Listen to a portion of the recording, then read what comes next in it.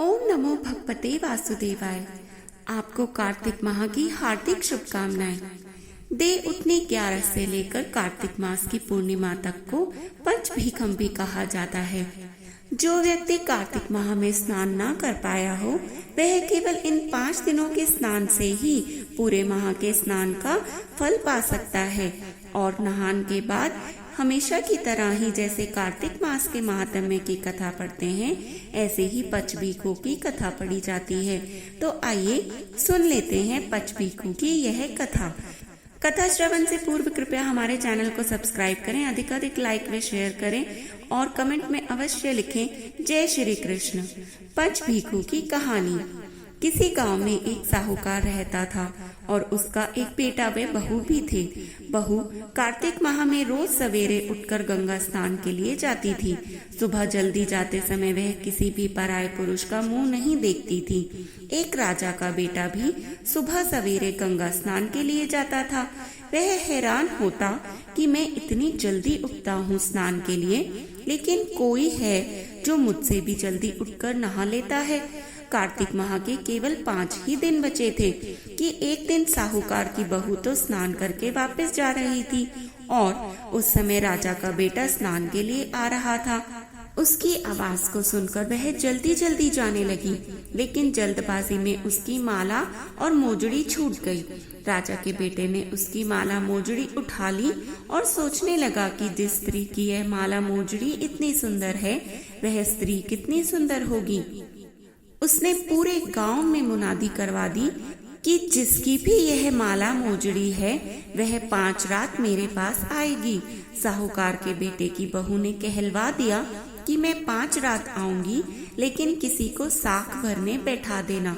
राजा के बेटे ने एक तोते को पिंजरे में बंद करके गंगा किनारे पेड़ पर टांग दिया।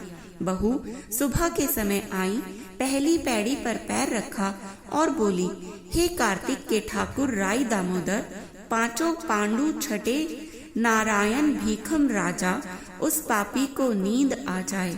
राजा के बेटे को नींद आ गई। बहू नहा धोकर चलने लगी तो तोते से बोली, सुबह सुबह तेरा गल डालूंगी हीरा, मेरी साख भरियो वीरा। सुबह बोला कि कोई वीर भी साख भरता है क्या? वह फिर बोली, सुबह सुबह सुबह तेरे पग घालूंगी नेवर, साख भरियो मेरे देवर। सुबह ने कहा, ठीक है भाभी, मैं तेरी साख रखूंगा। वह तो कहकर चली गई। राजा का बेटा हड़बड़ा कर उठा और सुबह से पूछा, सुबह सुबह वह आई थी, कैसी थी? सुबह बोला, आभा की सी बिजली, होली की सी झल, केला की सी कामिनी, गुलाब का सा रंग। अगले दिन राजा के बेटे ने सोचा कि आज मैं अपनी अंगुली में चीरा लगाऊंगा, इससे मुझे नींद नहीं आएगी। अगले दिन राजकुमार अंगुली चीर कर लेट गया। वह आई और भगवान से उसी तरह से प्रार्थना करने लगी और राजकुमार को फिर से नींद आ गई। वह स्नान करके फिर से वापस चली गई और सुबह राजकुमार ने तोते से फिर पूछा तो उसने वही सारी बातें दोहरा दी। अब राजकुमार बोला कि आज रात में आंखों में मिर्ची डालकर बैठूंगा। तो रात में वह मिर्ची डालकर बैठ गया।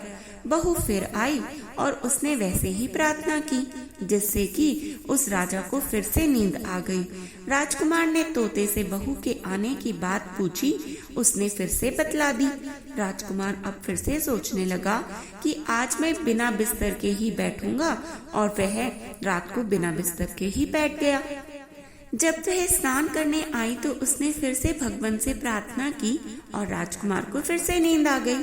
जब वह नहा धोकर जाने लगी तो आंख बंद करके चली गई। राजकुमार जब उठा तो वह जा चुकी थी। राजकुमार अब सोच में पड़ गया और सोचने लगा कि आज मैं अंगीठी जलाकर बैठूंगा, जिससे नींद नहीं आएगी। फिर वह रात को अंगीठी रखकर बैठ गया। साहूकार की बहू आई और वह भगवान से प्रार्थना करने लगी कि आपने 4 रातें तो निकाल दी भगवान, अब यह रात और निकाल दो। भगवान ने उसकी यह बात भी रख ली और राजकुमार को फिर से नींद आ गई।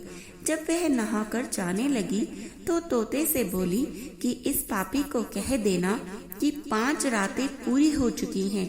वह मेरे मोतियों की माला मेरे घर भिजवा दे। सुबह राजकुमार की आंख खोली तो उसने तोते से पूछा, क्या वह आई थी? तो तोते ने कहा, हाँ वह आई थी और उसने अपनी माला मंगवाई है। यह सुनकर राजकुमार सोचने लगा कि वह तो सच्ची थी, तभी तो भगवान ने भी उसका सत रखा। कुछ समय के बाद राजकुमार को कोढ़ हो गया। राजा ने ब्राह्मण को बुलाकर पूछा, मेरे बेटे का शरीर क्यों जल रहा है? ब्राह्मण ने विस्तार से सारी बात राजा को बताई कि इसने क्या किया था। ब्राह्मण ने कहा कि यह उस साहूकार की बहू को धर्म की बहन बनाए और रोज उसके नहाए हुए जल से यह स्नान करे, तभी यह ठीक हो सकता है। राजा साहूकार की बहू की माला लेकर साहूकार के घर गया और बोला, यह माला आपकी पुत्रवधू की है, इसे लें और आपकी बहू के नहाए हुए जल से मेरे बेटे को नहला दे। साहूकार बोला कि वह तो किसी भी पराये पुरुष का मुख तक नहीं देखती, आप उसे इस नाली पर बिठा दीजिए। जब वह ऊपर नहाएगी तब नीचे इस नाली के पानी से आपका पुत्र भी नहा लेगा। राजकुमार ने ऐसा ही किया और कुछ समय बाद उसका शरीर चंदन सा हो गया। हे पचभीकु देवता, जैसे आपने साहूकार की पुत्र वधू का सत रखा, वैसे ही सभी का रखना। आइए इसके बाद सुन लेते हैं पंचभीकु के स्नान के बाद गाया जाने वाला गीत। पूनो नहाई पड़वा नहाई, 5 रतन पंच तीरथ, पंच भीखम नहाई। 1 टका मेरी गांठ में सुनियो रघुराई, आधे का लाई आंवला आधे की राई।